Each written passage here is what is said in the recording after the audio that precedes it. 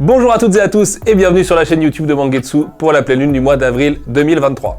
On est revenu du Japon avec le sac à dos bien chargé et ce n'est pas seulement une mais deux annonces de nouvelles séries qui vous attendent aujourd'hui. Avant ça, un petit retour sur les sorties de fin mars et du mois d'avril. Pourquoi fin mars? Tout simplement parce que je veux absolument vous reparler de Bibliomania. Au moment où on tourne cette vidéo, Bibliomania n'est pas encore sorti en librairie. Il sort dans quelques jours, la semaine prochaine, mercredi prochain, pour être exact. Et je m'en voudrais de ne pas insister à quel point ce livre est exceptionnel. Ce manga d'ailleurs, parce que même si c'est dans le sens de lecture occidentale, c'est bel et bien un manga réalisé par deux auteurs japonais. C'est vraiment un livre à part, donc j'espère qu'il aura sa chance auprès de vous toutes et tous en librairie la semaine prochaine. Feuilletez-le, si ça vous plaît, évidemment, achetez-le, offrez-le, lisez-le, dévorez-le. Surtout, faites-nous des retours dessus parce que c'est un bouquin hautement particulier dans la vie de Mangetsu. Tout est un peu particulier dedans, que ce soit le projet éditorial, le fait que la couverture était dessinée pour la France, la façon qu'on a eu d'aller chercher les droits, puisque je rappelle, c'est Pauline, agente chez Digital Catapult, qui nous l'a proposé au départ et je suis complètement tombé amoureux de ce one-shot, son sens de lecture comme je le disais, le façonnage, son format, etc. Donc vraiment, s'il vous plaît, donnez sa chance à Bibliomania la semaine prochaine, ou pour vous au moment où vous découvrirez cette vidéo, la semaine dernière, mais il est toujours dispo en librairie. L'autre nouveauté du mois, c'est l'excellent Night of the Living Cat avec Hawkman au scénario, Mekaroots au dessin, une traduction de François Bélanger et un lettrage du coffre à pixels. Tout ce beau monde nous livre l'histoire la plus folle, la plus con, j'ai envie de dire, de 2023. Vous le savez, on aime bien les titres un peu what the fuck chez Mangetsu, que ce soit Ping Pong, Rooster Fighter, etc. On essaye d'en avoir au moins un ou deux chaque année pour bien vous faire marrer et nous faire marrer aussi, évidemment. Et cette année, ce sera donc Night of the Living Cat, sa couverture jaune pétante. C'est planche absolument dingue, puisqu'il faut bien le dire, le dessin de Mekaroots est complètement fou, et son pitch assez dingo, puisqu'en gros on est dans un monde qui ressemble peu ou prou à du Hokuto no Ken, c'est-à-dire un monde post-apo. L'apocalypse est venu des chats, toucher des chats nous transforme nous-mêmes en chats, ce qui nous rapproche évidemment un peu des zombies, sauf que c'est des chats, avec toutes les particularités des chats, c'est-à-dire que ils miaulent, ils feulent, ils sont mignons et tout ça. Ils font pas grand-chose d'autre que ça. Évidemment, on ne sait pas vraiment d'où ça vient au départ. Ce que j'aime dans ce titre, c'est qu'il y a énormément de références au cinéma d'horreur en particulier. Alors vous verrez, les fans d'Alien vont reconnaître une case à la fin qui est évidemment très identifiable, du coup dans son cadrage et dans l'invocation graphique qu'est fait de Alien, premier du nom en tout cas. On a évidemment la scène de la grande surface dans laquelle les personnages vont se réfugier. Tout est très cinématographique en fait, il y a beaucoup de double pages, le tempo est très bien géré, super storyboard et tout. C'est vraiment une série hyper bien exécutée tout en étant complètement barré au départ. Il y a 3 tomes actuellement au Japon, donc on va relativement vite rattraper l'apparition japonaise. C'est pas un titre qui paraît super rapidement, parce que ça vient d'une petite maison, c'est pas une petite maison d'édition, mais en tout cas elle est plus petite que les autres maisons avec qui on travaille, qui s'appelle McGarden. Mais voilà, je suis très fier de le proposer. C'est la première fois que les auteurs sont publiés en français.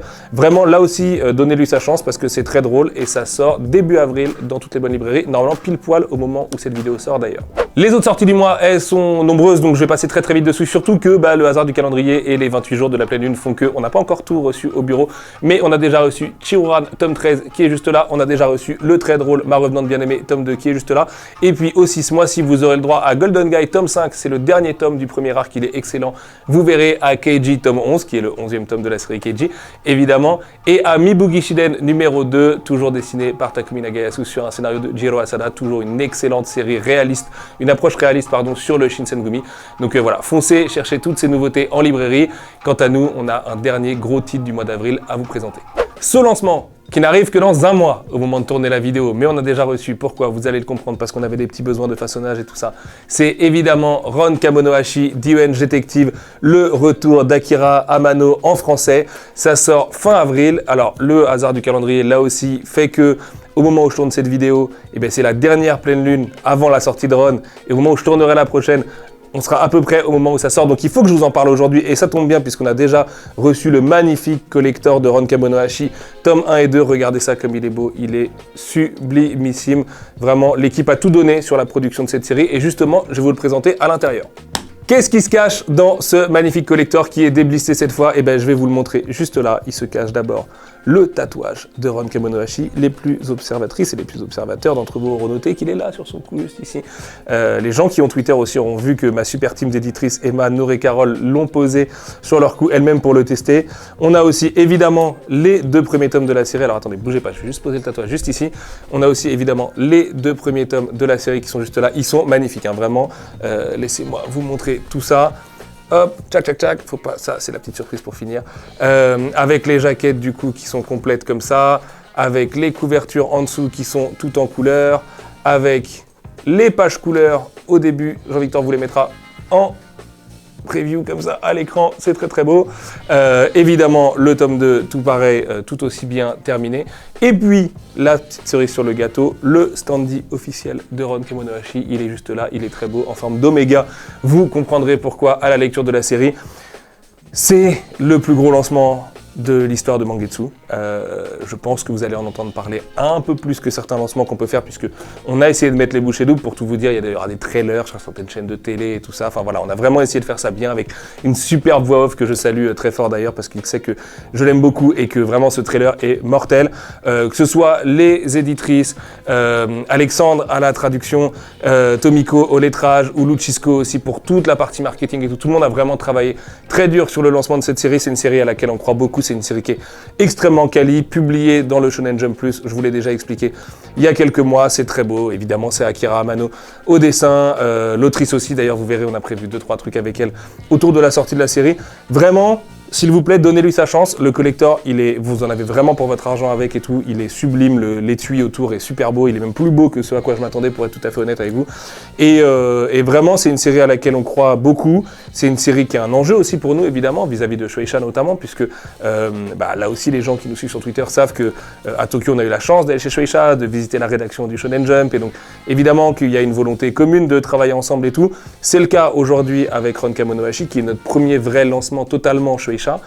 Et quel moyen de démarrer, j'ai envie de dire, avec le plus gros lancement de l'histoire de notre petite maison, avec le retour d'Akira Amano en français, avec une série qui est aussi prometteuse et qui mélange, du coup, comme vous le savez, à la fois des éléments un peu du Sherlock moderne de la BBC et donc tout le côté un peu Cumberbatch du personnage, des éléments un peu plus fantastiques, un peu plus dramatiques aussi, un personnage qu'on aime détester, il est absolument génial, et son sidekick Totomaru, voilà, les deux font vraiment un duo assez géant, et puis surtout un fil rouge qui progresse très très très bien dans l'histoire. Vous verrez à la fin, je suis très content qu'on sorte les 2 tomes en même temps, parce qu'à la fin du tome 2, normalement, vous êtes tenu en haleine et vous avez vraiment envie de lire la suite.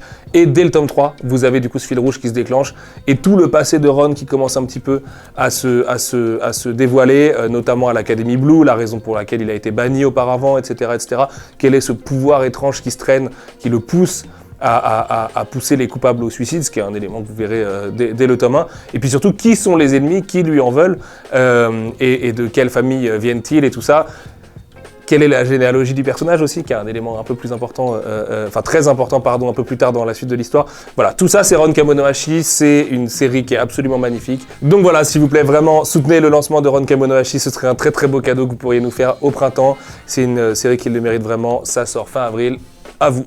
Chose promise, chose due, aujourd'hui on est venu avec 2 annonces de nouvelles séries à apparaître chez Mangetsu l'année prochaine. 2 séries de sport, en tout cas la première c'est une certitude, la première elle met des grosses patates et ça castagne, il s'agit de l'excellent Red Blue.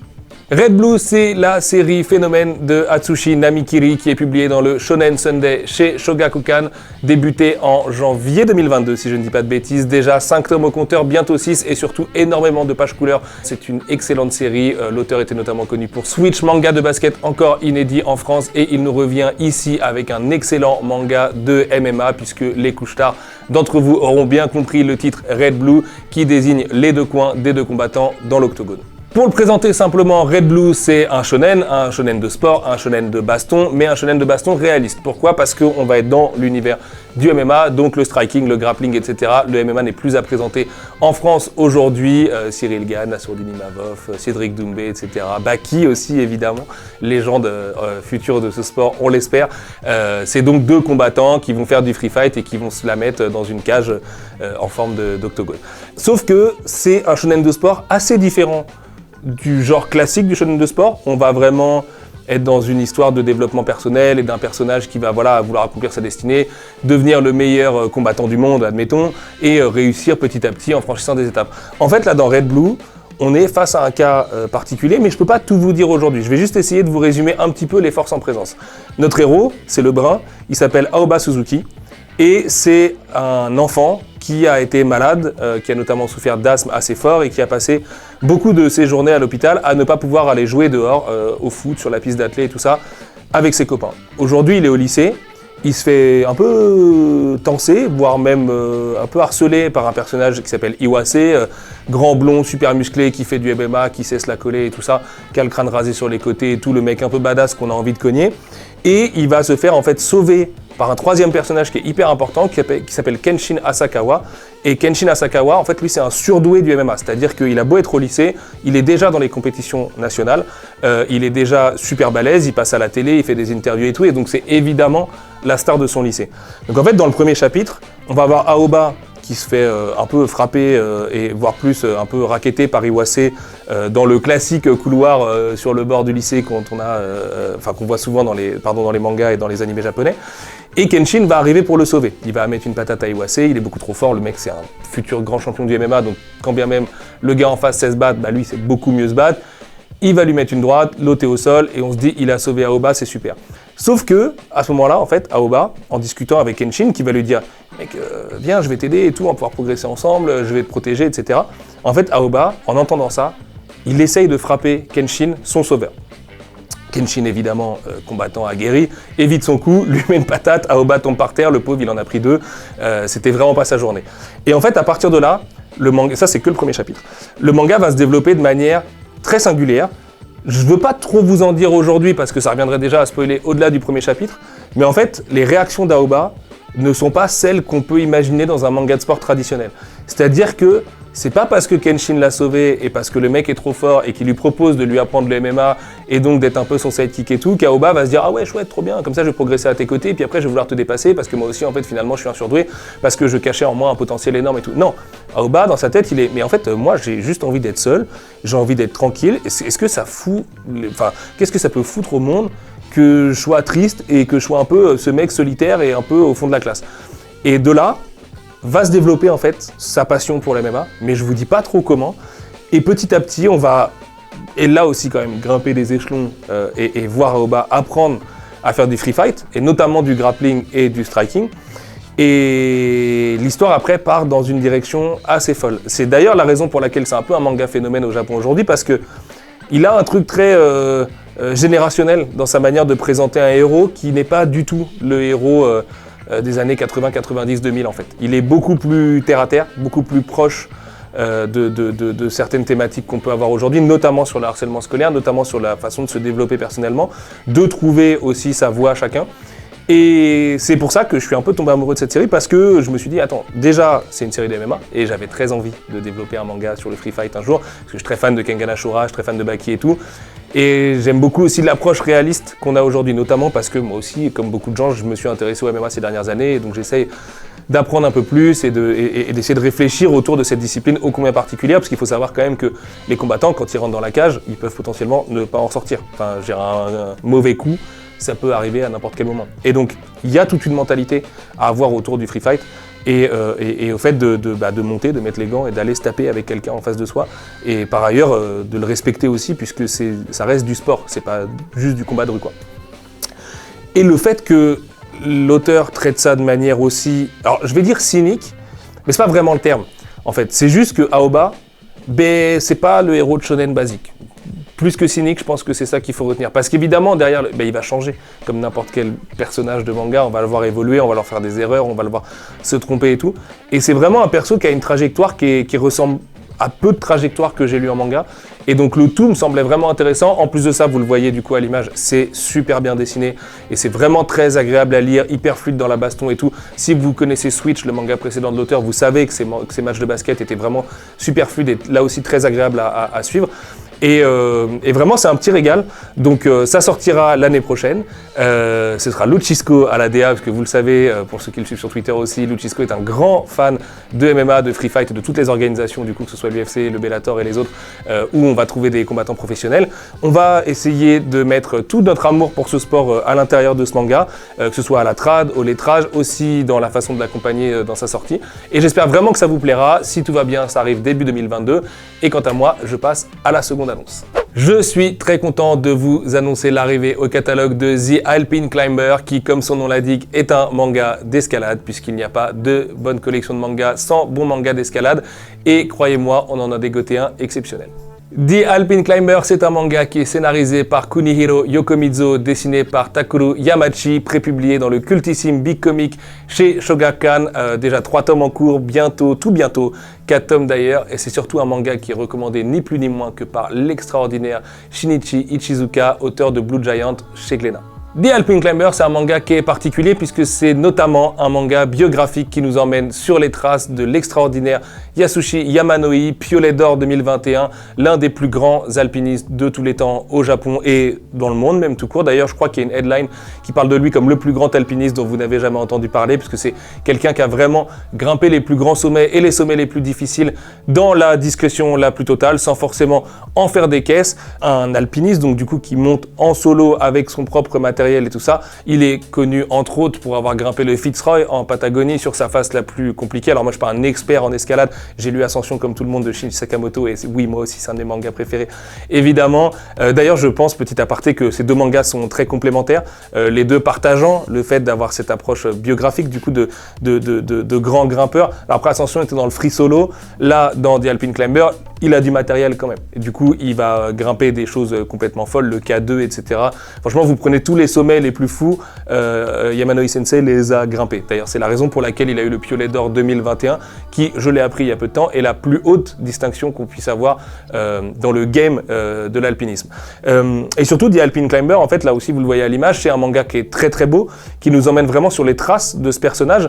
Si bien qu'en fait on oublie presque que c'est une biographie et que c'est un personnage de la vie réelle qui par ailleurs est connu notamment pour avoir une sorte de mental de samouraï et d'être quelqu'un de très droit et tout. Et en fait là on va vraiment revenir sur tout son parcours, mais un peu comme dans un shonen finalement, c'est-à-dire que le personnage on va le prendre très tôt, notamment il y a cette scène marquante au début de la série où il regarde un documentaire, d'ailleurs je crois que pour l'anecdote c'est un documentaire français puisque ça s'appelle Mort d'un guide de Jacques Hertaut, qui est un documentaire qui avait été commandé par TF1 à l'époque et qui a énormément marqué en fait des générations d'alpinistes puisque comme son nom l'indique il était assez dramatique, je crois qu'il est dispo sur Amazon aujourd'hui d'ailleurs si vous voulez le découvrir. Et donc en fait on va le reprendre au début. On est avec lui au présent il y a quelques années en tout cas, il est dans une forêt en train de s'équiper, en train de se préparer et tout. Parce qu'il faut savoir notamment quand il a monté le Fitzroy, en attendant les bonnes conditions de grimpe, il a attendu des mois tout seul dans une cabane en mode survie totale jusqu'à ce qu'il y ait un jour où il puisse grimper le Fitzroy. Il l'a fait, il l'a réussi, il est monté là-haut. Il y a des photos de lui sur les sommets qui sont absolument épiques. Je vous conseille vraiment de googler son nom parce que c'est un vrai alpiniste fascinant et j'en ai découvert beaucoup en préparant cette vidéo autour de sa longue carrière. Et évidemment, il lui manque plein de doigts et ça. Il a dû réinventer sa manière de grimper par rapport aux doigts qu'il avait perdus sur certaines faces de l'Himalaya, etc. Et tout. Enfin, vraiment, c'est assez dingue comme histoire. Et donc, du coup, dans le manga, en fait, on va suivre la folie, parce que je pense que tous les grimpeurs sont fascinants pour ce qu'ils ont là-dedans, et cette résilience complètement folle qu'ils ont face à l'adversité, face au fait que le sommet, c'est très allégorique de grimper littéralement, quoi. Et en fait, eux, c'est pas une allégorie, ils vont vraiment en haut des sommets, ils vont vraiment gravir les trucs et tout, avec tout seul, du coup, enfin voilà, ils font face à énormément de difficultés, la première étant eux-mêmes, leurs muscles, leur fatigue et tout ça, et la préparation énorme que ça demande, la patience aussi qu'il faut pour réussir des performances pareilles. Et en fait, dans tout le manga, on va faire des flashbacks avec lui plus jeune, le pourquoi, d'où ça lui vient en perso et tout. Et vraiment, c'est un pur manga d'escalade. Je pense sincèrement que c'est important pour une maison d'édition de manga d'avoir un bon manga d'escalade. Il y a des sommets des dieux, Jiro Taniguchi et tout ça, des ascensions comme je disais tout à l'heure. Il y a vraiment des modèles du genre, mais pour moi, c'est justement un genre à part entière. Et je pense vraiment que The Alpine Climber n'a pas à rougir face à d'autres grandes séries, que ça a elle aussi le potentiel de devenir une grande série, notamment par cet aspect biographique, qui nous rattrape en fait à la fin de chaque tome, avec des petites notes et tout, où on contextualise un petit peu le pourquoi de ce qu'il a fait pendant ces années-là de sa vie et tout. Et en même temps, ça se lit comme une aventure, c'est-à-dire que si on ne sait pas que c'est biographique, finalement, voilà, on va vraiment avoir un développement de personnage, ses craintes, ses peurs, les difficultés qu'il a dans sa vie perso, parce que c'est des vies évidemment particulières. D'ailleurs, sa femme actuelle est elle aussi une grande grimpeuse, et donc c'est la seule personne avec qui il va parfois grimper. Alors du coup, il est plus en solitaire, ils sont à deux, mais c'est la seule personne qui peut partager ses grimpes avec lui. Et tout ça, c'est raconté dans ce manga en fait. Donc voilà, je sais pas aujourd'hui combien de tomes ça fera. C'est une histoire qui, je pense, fera entre 8 et 12 tomes à peu près au total, par rapport à la vitesse de la narration des 3 premiers tomes. Alors évidemment, c'est aussi lié à son succès au Japon, mais c'est une série qui marche très bien là-bas, notamment parce que Yamanoi Sensei est un athlète qui est très reconnu au Japon, qui a une vraie hype pour l'escalade au Japon. Alors l'escalade olympique, du coup, puisqu'ils ont des grands champions depuis les derniers JO, je vous apprends rien, mais aussi l'escalade d'alpinisme, en fait, qui se fait en nature à travers le monde, du Japon à la France, en passant par l'Amérique du Sud, etc., j'en passe, et de tous les sommets que tout le monde connaît. Donc c'est vraiment une très bonne série. C'est donc évidemment une série de sport elle aussi, mais qui mélange pas mal d'aspects, notamment l'aspect de la survie aussi, qui est prépondérant dans le tome 1, peut-être un peu moins dans le tome 2, mais qui est vraiment très très important dans le tome 1, de comment on gère, comment on se prépare, comment on survit, comment on mange, comment on gère ses calories aussi, parce qu'on peut pas grimper non plus en ayant juste mangé un oiseau qui passait par là, ou un truc, voilà. Et enfin un oiseau, ou un lapin d'ailleurs, c'est plus un lapin dans le manga, il mange pas d'oiseau. Mais c'est voilà, c'est vraiment une très bonne série, très bien dessinée là aussi, très bien scénarisée, très bien mise en scène. Donc je suis très content là aussi de l'avoir arrivé chez Mangetsu. Ça arrivera au premier trimestre ou juste après 2024.